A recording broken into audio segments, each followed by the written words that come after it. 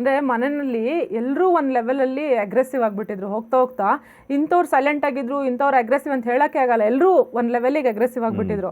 But Pratap ಮಾತ್ರನೇ ಅಂದರೆ ಕೊನೆ ಒಂದು 2 ವಾರ ಬಿಟ್ಟರೆ ಆ ಒಂದು ಸೈಲೆನ್ಸ್ನ ಮೇಂಟೈನ್ ಮಾಡ್ಕೊಂಡು ಬಂದರು. ಅದೊಂದು ಸೈಲೆಂಟ್ ವಾರಿಯರ್ ಥರ ಇದ್ರಿ ನೀವು. ಅಂದರೆ ನಿಮ್ಮ ಸ್ಟ್ರಾಟಜಿ ಆಗಿತ್ತು ಅದು, ಅಥವಾ ಇಲ್ಲ ಪ್ರತಾಪ್ ಇರೋದೇ ಹಾಗೇನಾ, ಇಲ್ಲ ಬಿಗ್ ಬಾಸ್ಗೋಸ್ಕರ ಪ್ರತಾಪ್ ಆ ರೀತಿ ಮಾಡಿದ್ದ? ಬಿಗ್ ಬಾಸ್ಗೋಸ್ಕರ ಮಾಡಬೇಕಂದ್ರೆ ಮಾತುಗಳು ತೊದಲ್ತವೆ, ನನಗೆ ಫಂಬಲ್ ಆಗುತ್ತೆ. ಏನಾದ್ರು ಪ್ಲ್ಯಾನ್ ಮಾಡ್ಕೊಂಡು ಮಾತಾಡಬೇಕು, ಪ್ಲ್ಯಾನ್ ಮಾಡಿಕೊಂಡು ಏನಾದರೂ ಮಾಡೋಕ್ಕೋದ್ರಲ್ಲಿ ಖಂಡಿತ ವರ್ಕ್ ಆಗಲ್ಲ. ಮುಗ್ರಸ್ ಬಿದ್ದಿದ್ದಾರೆ, ಎಲ್ಲ ಬಿದ್ದಿದ್ದಾರೆ.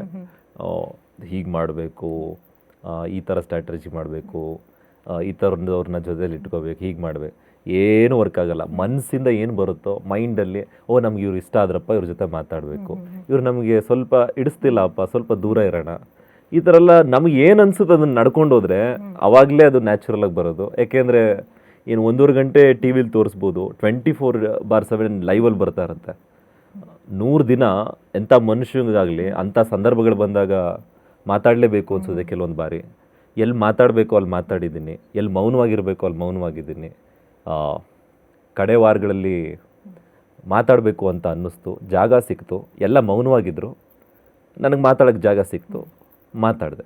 ಓಕೆ, ಪ್ರತಾಪ್ ಅವರು ಯೂಶ್ವಲಿ ನಾವು ನೋಡೋ ಫುಟೇಜಲ್ಲಿ ಬಿಗ್ ಬಾಸ್ನಲ್ಲಿ ಅಂದರೆ ಆಡಿಯನ್ಸ್ ಆಗಿ ನಾವೇನು ನೋಡಿದ್ದೀವಿ, ಯಾವಾಗಲೂ ಒಂಥರ ಚಿಂತಾಕ್ರಾಂತರಾಗಿ ಕೂತ್ಕೊಂಡಿರ್ತಾ ಇದ್ರು. ಪಾಪ ಏನೋ ಯೋಚನೆ ಮಾಡ್ತಾ, ಅಂದರೆ ಮನೆಯಲ್ಲಿ ತುಂಬ ಮನೆ ತುಂಬ ಮಕ್ಕಳನ್ನೆಲ್ಲ ಸಾಕಬೇಕು, ಏನೋ ಬಡತನ ಅನ್ನೋ ಥರ ಯೋಚನೆ ಮಾಡ್ಕೊಂಡು ಕೂತ್ಕೊತಾ ಇದ್ರು. ಆ್ಯಕ್ಚುಲಿ ಏನು ಯೋಚನೆ ಮಾಡ್ತಾಯಿದ್ರಿ ನೀವು? ಅಂದರೆ ಹೊರಗಿಂದ ಯೋಚನೆ ಮಾಡ್ತಿದ್ರಾ, ಅಪ್ಪ ಅಮ್ಮನ ಬಗ್ಗೆ ಯೋಚನೆ ಮಾಡ್ತಿದ್ರಾ, ಅಥವಾ ಬಿಗ್ ಬಾಸ್ನಲ್ಲಿ ಇವರೆಲ್ಲರೂ ಮಧ್ಯೆ ನಾನು ಹೇಗಿರ್ಬೇಕಪ್ಪ ಅಂತ ಯೋಚನೆ ಮಾಡ್ತಿದ್ರಾ, ಇಲ್ಲ ನಾಳೆ ಬರೋ ಗೇಮಿಗೆ ಹೇಗೆ ಸ್ಟ್ರಾಟಜಿ ಮಾಡಲಿ ಅಂತ ಯೋಚನೆ ಮಾಡ್ತಿದ್ರಾ? ಸ್ಟ್ರಾಟಜಿ ಅಂಥದ್ದು ಇಲ್ಲ. ಮನೇಲಿ ಏನೋ ಅಂತಾರೆ, ಈಗ ನಿಮಗೆ ಯಾರಾದರೂ ಏನೋ ಅಂತಾರೆ ಮನೆಯಲ್ಲಿ, ಬೇಸರ ಆಗುತ್ತೆ. ಪಾಪ ಅವರು ಇಂಟೆನ್ಷನ್ ಇಟ್ಕೊಂಡು ಅಂತಾರೋ ಇಲ್ವೋ ಗೊತ್ತಿಲ್ಲ.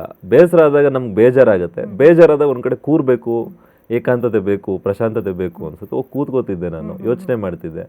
ಅವ್ರು ಹೇಳಿದ್ದು ಅಷ್ಟೆಲ್ಲ ಯೋಚನೆ ಮಾಡ್ತಾ ಇದ್ದೆ, ಅಂದ್ರೆ ಅವ್ರು ಮಾತಾಡಿದ್ರ ಬಗ್ಗೆ ಈ ಥರ ಅಂದ್ರಲ್ಲ, ಎಷ್ಟೋ ವಿಚಾರಗಳು ಹೊರಗಡೆ ಕನೆಕ್ಟ್ ಆಗ್ತಾ ಇತ್ತು. ಕೆಲವೊಮ್ಮೆ ಮಾತಾಡಿದಾಗ ಹೊರಗಡೆ ವಿಚಾರಗಳಿಗೆ ಕನೆಕ್ಟ್ ಆಗಿ ಮಾತುಗಳು ಬರ್ತಾ ಇತ್ತು. ಆಬ್ವಿಯಸ್ಲಿ ಎಂಥ ಮನುಷ್ಯಂಗಾದರೂ ಎಂಥ ಜಟಿಲವಾಗಿದ್ರು ಕೂಡ ಅದ್ರ ಬಗ್ಗೆ ಯೋಚನೆ ಬಂದೇ ಬರುತ್ತೆ.